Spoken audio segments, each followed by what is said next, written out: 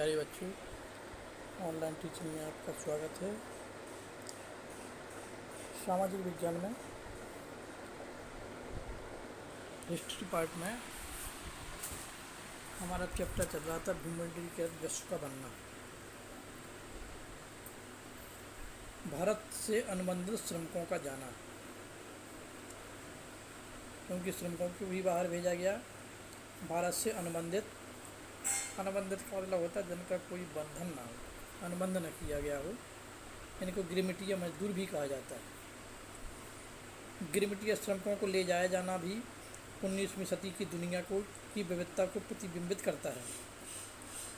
यह तेज आर्थिक विकास के साथ साथ जनता के कष्टों में वृद्धि, कुछ लोगों की आय में वृद्धि और दूसरों के लिए बेहिसाब गरीबी, कुछ क्षेत्रों में भारी तकनीकी प्रगति और दूसरे क्षेत्रों में उत्पीड़न के नए रूपों की ईजाद की दुनिया थी।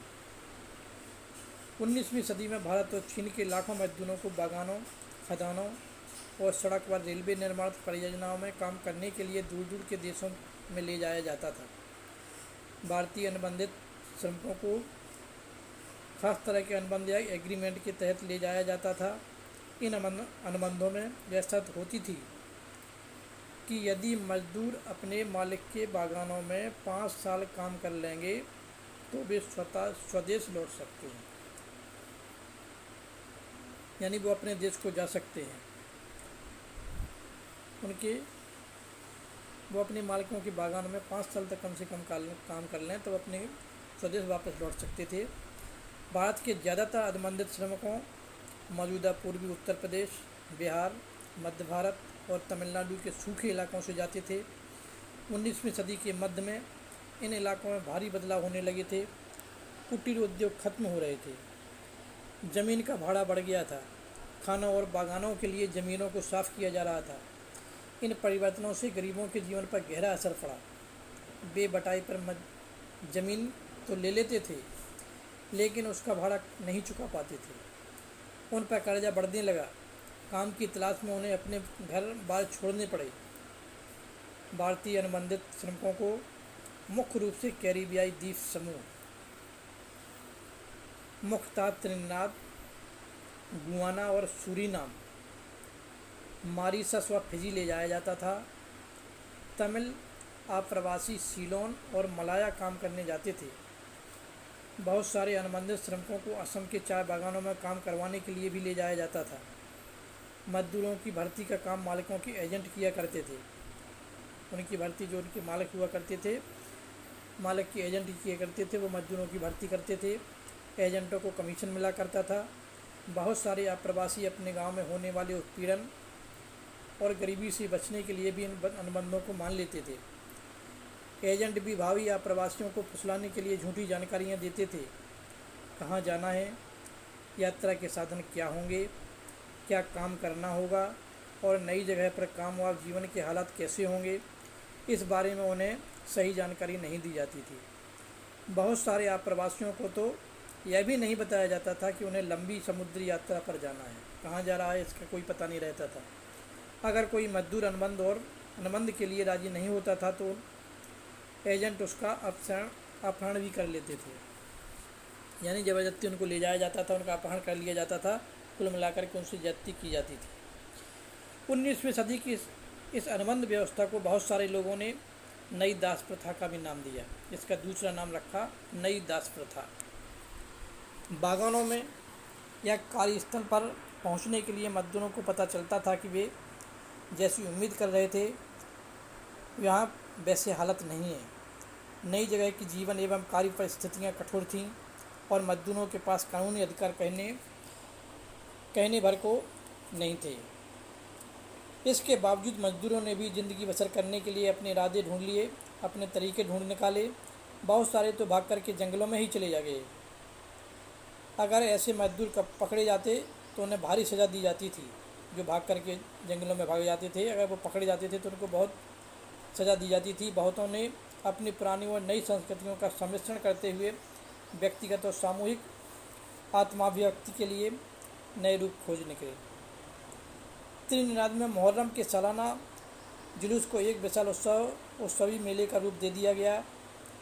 इस मेले को होशे होशे का मतलब होता है इमाम हुसैन के नाम पर, हुस्से हुस्से कहते हैं ना, जैसे इमाम हुसैन के नाम पर नाम दिया गया। उसमें सभी धर्मों व नस्लों के मजदूर हिस्सा लेते थे। इसी प्रकार रास्ता फरियानवाद नामक विद्रोही धर्म, जिसे जमैका के रेगे गायक बॉब मार्ले ने ख्याति के शिखर पर पहुंचा दिया था, में भी भारतीय आप्रवासियों और कैरिबियाई द्वीप समूह के बीच इन संबंधों की झलक देखी जा सकती है। त्रिनिदाद और गुयाना में मशहूर चटनी म्यूजिक भी भारतीय आप्रवासियों के वहां पहुंचने के बाद सामने आई। रचनात्मक अभिव्यक्तियों का भी उदाहरण है।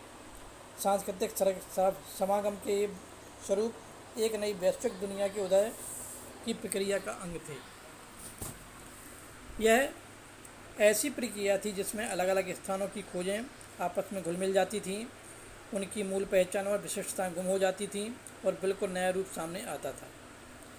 ज़्यादातर अनुबंधित श्रमिक अनुबंध समाप्त हो जाने के बाद भी वापस नहीं लौटे। जो वापस लौटे उनमें से अधिकांश केवल कुछ समय यहाँ बिताकर फिर अपने नए ठिकानों पर वापस चले गए।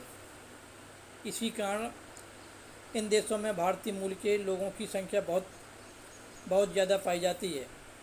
क्या आपने नोबेल पुरस्कार विजेता साहित्यकार B.S. नयपाल का नाम सुना है?